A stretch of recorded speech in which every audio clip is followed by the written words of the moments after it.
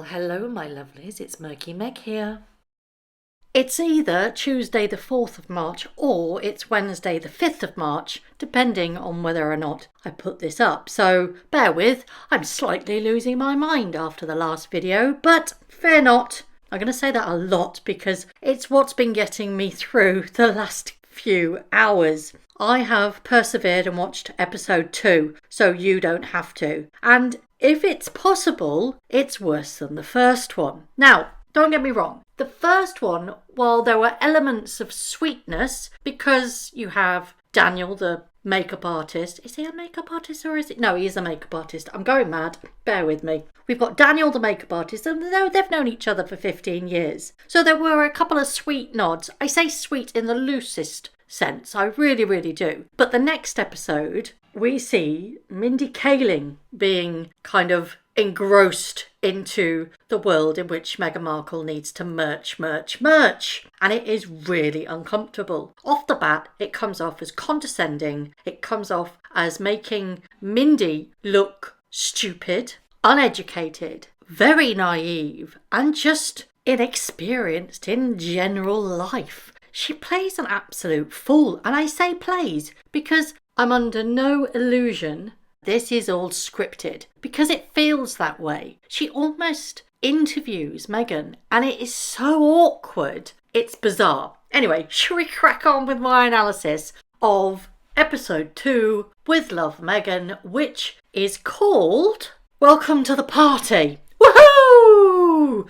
And what a fun party it's going to be. I say that with a massive dose of sarcasm, because it isn't. It really isn't a fun party at all. Episode opens with Meghan Markle picking blackberries. Apparently it's her daily job, and this is her actual garden, or so she tries to make us believe. She says the berries were there when they moved in and inspired her to bake jam. Her favourite preserve is apple butter because she connects that with something sentimental because it's something that her grandmother used to make, but thinks her kids will connect to this preserve from coming home from school. Coming home and smelling the jam preserves. She switches from spreads to preserves to jams. It's weird. As I said earlier, it is Mindy's turn to help her flog herself and her merchandise so they can get creative while prepping for fun activities for the children, like a garden tea party, she proclaims. But no, this isn't a kids' party because it's only just for her and Mindy. And I quote, so Meghan can share some tips and tricks.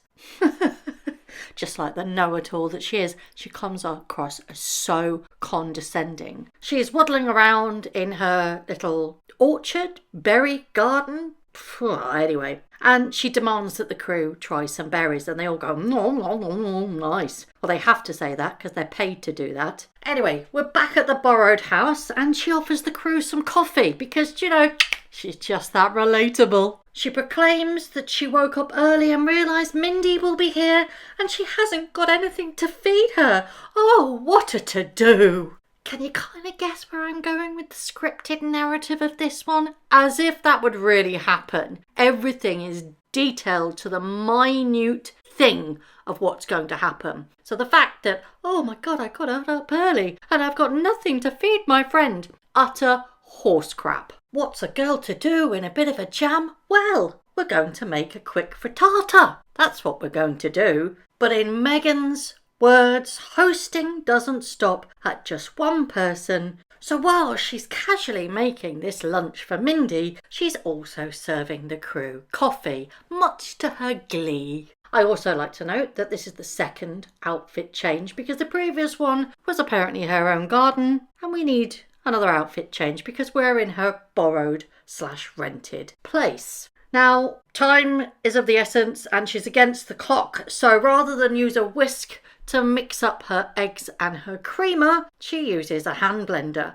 and splashes it everywhere. It goes bloop everywhere. Yeah, well done. Is she trying to be relatable or it just doesn't sit right with me. While she chops up some veggies and she says that she's going to cook some bacon, and then she makes sure to tell everybody that the bacon always attracts 3 dogs and a husband. And this is a really cringy moment. She says, apparently, bacon brings all the boys to the yards. And she goes, ha ha ha ha ha ha. Oh, God. Bacon brings all the boys to the yard. It's quite sad, really, isn't it? She bongs onions, peppers and zucchini. I say courgette, to be fair. We say courgette rather than zucchini. She adds them to the eggs and then out pops the same skillet that she used in the last episode. Now, this is going to be it's going to lead into something here because they're making a big effort on this cream skillet and there's a reason for that. I'll explain that in a moment. She tosses in her veggies. Or is that salad tossing? I couldn't resist salad tossing. She's renowned for it. Oh, come on. She is renowned for it. And everybody knows about her salad tossing, don't they? If you're gonna do a cookery show, you've got to expect the obvious. While they're faffing around in the skillet pan, she says that she's going to slow roast some vine tomatoes. Apparently, get this, the sweetness of the tomatoes elevate most meals. I honestly can't breathe at the moment. Who knew? Who knew that it could be so delicious just to put some olive oil on some tomatoes and whack them in the oven? Like I said previously, she's trying to teach grandmother to suck eggs. I know how to cook. And she's treating people like children. She adds some chopped up from a jar of marinated peppers and says they don't add heat. Well, no, they wouldn't, Meghan, because they're peppers and they're not chilies. That gets bunged into the skillet and then she adds everything bagel seasoning. And then a gruel and then some weird cheesy crap, some posh cheese. And then she pops that skillet into the oven. Et voila! Right, she makes some bacon. She takes pride in making breakfast every morning, apparently, for her family. But mornings are so fast. Got to get the kids to school. Then she brings out these fancy little glass bowls and then proceeds to make a parfait. Now, she makes it seem like she's doing the most complex thing. No, she's adding preserve, yoghurt and raspberries into a bowl. And she's making it seem as if she has invented the wheel. I mean, I do that most mornings with yoghurt and berries, but do I get a medal? Can I have a cooking show Netflix, please? I'm seriously tempted. She waffles on about it being a simple thing, but she's dressed it up for a friend. Now, she says that Mindy and her are email pen pals who first connected on her failed podcast. Archetypes. All right, she didn't say failed. I've entered that bit in, but it did. It quite spectacularly failed. And this bit is classic Meghan Markle. Apparently, she loves having mum friends, and Mindy is coming to have a little kids' party prep so Meghan can show Mindy some of her secrets and tips to make it extra special for the little ones. Sorry, I allowed a lisp there. Extra special for the little ones. All the while, she's still cooking this bacon and it's absolutely swimming in fat. Mindy arrives! And this is where it gets interesting. I say interesting, I found it interesting. She makes a massive fuss of the skillet that Meghan Markle is using. And they have this back and forth about how to pronounce Le Crucier skillet. And she goes, oh, it's really heavy. It's like doing deadlifts with it. And it's Le Crucier. It's Le Crucier, Le Crucier. It's merching. They have made it so obvious that this is going to be in the pipeline. Now, whether it's going to be in the pipeline or Meghan Markle, in her deluded mind, thinks Le Crucier will go, well, we quite like that. Should we just give her some, or should we just offer a little bit of a paid partnership? Has she got a paid partnership? Who knows? Would Le Crucier touch her with a barge pole? Fun fact, I had loads of Le Crucier stuff, and do you know what? I didn't rate it at all, so I gave it away. But this part of the episode is so obvious that they are trying to merge Le Crucier stuff. Fear not, everybody, it's time to plate up the frittata, the vine tomatoes with a little bit of rocket and the swimming in fat bacon. There's lots of excitement, and that's when Meghan says, oh, I've made these while I was making the frittata, and out pops the parfait. Basically, it's jam, yoghurt and berries. There's nothing spectacular about it. Actually, scrap that. There is something rather spectacular about it because there are some edible flowers on top. There's some decoration there, so she's elevated it. Mindy, she's mind blown by it all. Darling, she calls everything is darling. Seriously, she doesn't get out much, does our Mindy? Lo and behold, the preserve that's been used in the parfait is Meghan's jam /spread/ preserve, whatever she wants to call it today. And then she says, well, I've got some new flavours for you, Mindy, and I'll send you home with them. Don't threaten her like that, my love. Obviously, I jest, that's not put in, that was just me ad-libbing. Then comes another scripted part where Mindy goes blah, blah, blah, talking about the jam that she received and the one of the 50, and then she states that it was the most glamorous moment of her life. She really doesn't get out that much, and she seems a bit of an idiot. Then there is the most bizarre conversation where they discuss the complexities of the hierarchical numbers of the jams that Meghan did. She has to crowbar that one in because there has to be a link to what she's done before. Otherwise, it was completely useless, really. Did having a lower number make her more special? She asks Meghan. Of course, Meghan said that she didn't think about the numbers and about who got what. Utter bollocks. But of course, she made sure that she told everybody that Doria got number 1 out of 50. But it wasn't ranked. She didn't rank anybody. Poppycock, Meghan. Absolutely poppycock. You are the walking definition of being ranked, not linked. And I know she likes it the other way around, but she can't have it. They go ahead and eat the food, and then Meghan sprinkles dried flowers on the frittata. Let's not forget that those dried sprinkles will be in her Shopify account very shortly. Merch, merch, merch, merch, merch. Mindy exclaims, Meghan is Tinkerbell. That was me hitting my hand on my head.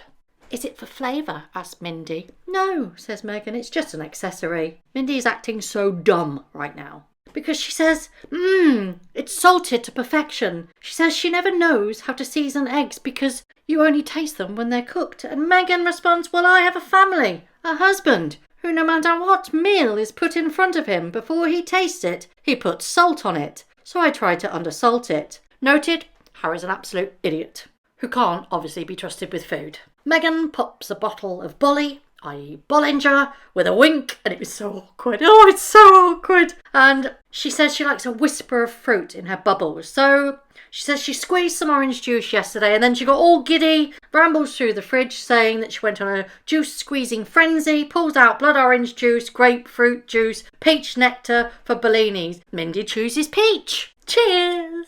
Right, getting to the task at hand, they crack on with how to plan a kids' party. Apparently, according to Meghan, kids like anything kid size and sweet shape. Groundbreaking!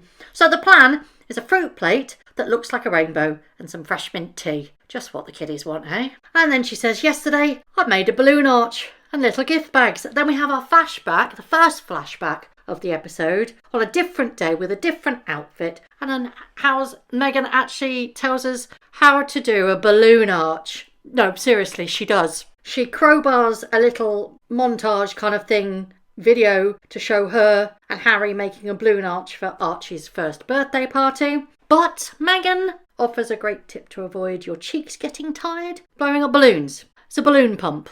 Oh, seriously.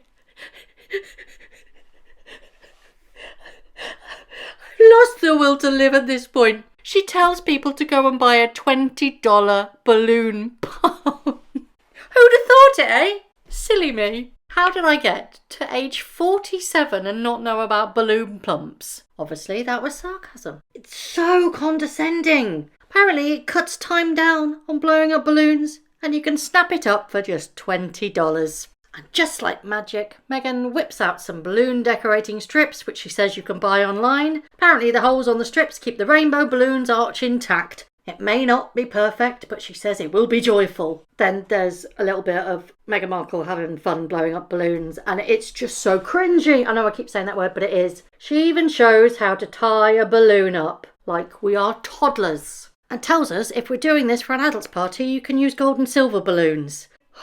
And to be fair, the balloon arch does look a bit shit. We're back in the kitchen. Mindy wants to ask Meghan about her look, and there's this hilarity. My look, my look, my look. What do you mean, my look? Of course, it's scripted because Meghan wants to talk about Meghan again, and that's all this is all about. Don't want to talk about Mindy, want to talk about Meghan. She then proceeds to tell Mindy exactly where her outfit, her skirt, her top, her jumper is all from, because she's so relatable, because it's Zara, Laurie Pinana, and Jenny Kane. I'm sorry, Meghan, but didn't you have a Sayonara Zara party when you got your bit on suits? You decided to give away all your cheaper clothes because you could now afford designer. So relatable. But no. She's now high-low in the fashion. She likes high-low fashion. Absolute rubbish. We've seen you traipsing around in your designer gear looking like an absolute sack of potatoes. We're then shown how to make sandwiches using cutters for cute shapes. Yes, I'm serious. I'm deadly serious. Peanut butter and jelly, cream cheese and sliced cucumber, herb and chive cream cheese, ham and cheese, and cut them into sweet shapes on a tiered tea tray.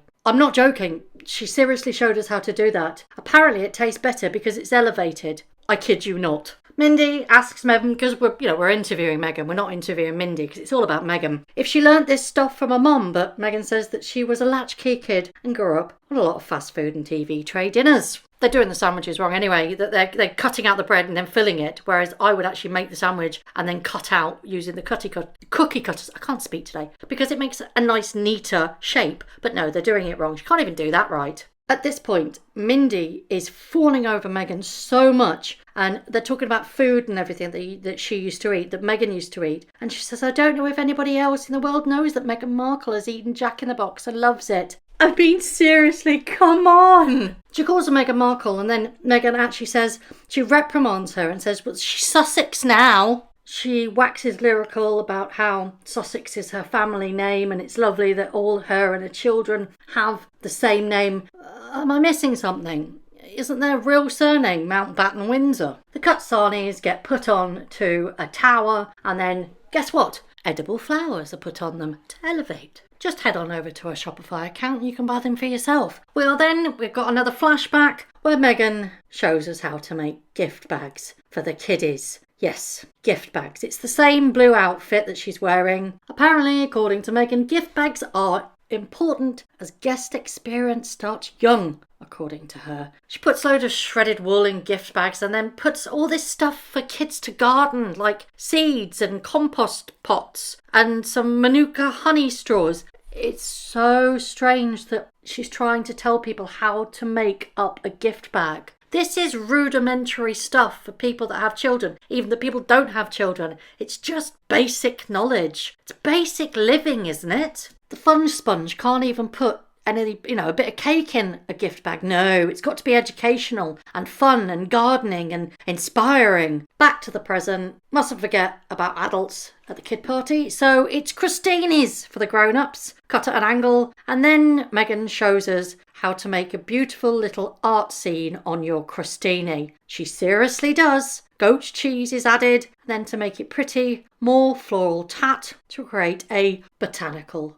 world. Oh, honestly, it's so weird. Then she makes this weird crostini with a ladybird with a tomato and an olive. And then they have this laughable thing where how Mindy doesn't understand that ladybugs are called ladybirds in the UK, and she says that it should be the correct way, it should be ladybugs, and that she's going to talk to Harry and tell him to say it right, and it's the arrogance that she's right and everybody else is wrong, that it's ladybug, not ladybird. Like, we all have different ways of saying things. But of course Meghan agrees. Bugger off, will ya? The ladybird crostini is so Pinterest from 2015. It's old, it's unoriginal, and it's uninspired. But it's time for the infamous rainbow fruit salad platter, and it is the most laughable thing I have ever seen. She actually shows you how to arrange fruit onto a big platter in colour order so it looks like a rainbow. And then she gets really excited with the crew saying, just a moment, I want to show you how to make a mini one for your kids' breakfast with yoghurt for clouds on the end. It's fruit on a platter or a plate in the shape of a rainbow. It's not rocket science, and you're being extremely condescending. This is another flashback. So she's in a third outfit, I think it is. Is it a third? Yes, third outfit of the episode. And she explains that the fruit needs to be bite-sized. Bang my head on a brick wall. How to colour coordinate a rainbow. How inspired. But according to Meghan, being a present parent is a luxury. Finding the fun in those moments makes a really sweet start to the weekend. When are you ever there at the weekend, Meghan? Back to the present, and Mindy is absolutely mind blown by this fruit platter. I seriously am concerned for her well-being at this point. because it seems that she needs a little bit more experience in life if something so simple and unoriginal can inspire awe. Mindy takes the opportunity to ask Meghan more questions, because of course it's all about Meghan, about getting the role in Suits and moving to a different country and if it was scary. And then, honestly, this feels like it's just a show about Meghan and to be able to talk about herself. No mention of a previous husband when she moved to Toronto, but fear not, Meghan loves making friends, so she found it quite easy. Tell that to all the friends that you discarded along the way, hey Meghan? Final preparation for the tea party. They have to go into the garden and cut some mint because they're going to brew some tea. While this brews, they get changed into their pretty little dresses and they act like princesses pottering around the garden. Mindy, yet again, is shocked and stunned and in awe, and Meghan says, it's like we're Alice in Wonderland. Magical. Mindy gushes at how this isn't pricey at all and you can do this all on a budget. Meghan says you can get bits and bobs from Etsy. Apparently the food is too good to eat and it's darling and delicious and it's perfect for both kids and adults apparently. Mindy proclaims she's learnt so much from today. And if it couldn't get any worse, the episode ends with Mindy and Meghan making daisy chains because Mindy's never made daisy chains before and Meghan has to actually show her how to make them with a nail in the chain and the stem. Honestly, I've already stated that she doesn't seem to have much experience, does our Mindy. She comes off as stupid and plain and an idiot who needs basic things explained to her like a toddler. And of course, Meghan is very happy to do that. Mindy gives in, she can't make the daisy chains and she just wants to watch Meghan make the daisy chain like a good friend should, because it all should be about Meghan and not Mindy, should it? Quite frankly, this episode was vapid, unoriginal and condescending, and it really did not put Meghan and or Mindy in a really good light. And quite frankly, what the reviews are saying are true. It's utter tosh. End of episode 2. I really hope you've enjoyed this. I'm just going to go and check myself into the mental hospital at this very moment because, well, it's either that or get really, really drunk. What do you reckon? As always, I'd love to know your thoughts. Thank you very much for watching. If you haven't already, please subscribe to my YouTube channel, hit the notification bell and also that like button. I'd like to take this opportunity to thank all of my followers for all the tips and all the emails, DMs that everybody sends to me. It really is greatly appreciated. So thank you very much for watching once again.